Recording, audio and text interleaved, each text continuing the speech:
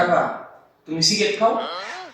বাতিজা, সিগারেট না খাইলে আমার মাথা ঠিক থাকে না। দিনে কয় প্যাকেট সিগারেট খাও কাকা?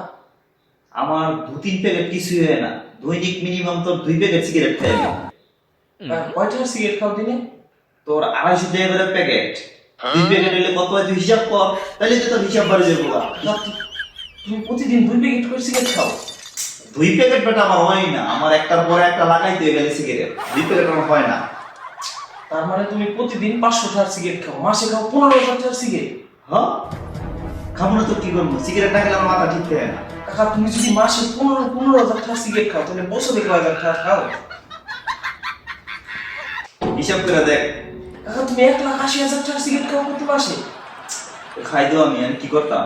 তুমি যদি 1,80,000 টাকা প্রতি মাসে সিগারেট খাও কাকা তাহলে তুমি বছরে 5 বছরে কয় টাকার সিগারেট খাও? কাকা তুমি 9 লাখ টাকার সিগারেট খাও প্রতি বছরে। তো খাই কি করা যায়? কাকা তুমি তো সিগারেট না খাই 5 বছর পরে প্রাইভেট কার কিনা পারতে। Private car? তুই সিগারেট খাস? না কাকা আমি সিগারেট খাই না। তাইলে তো তুই কয়টা প্রাইভেট কার কিনছ দাদি যা?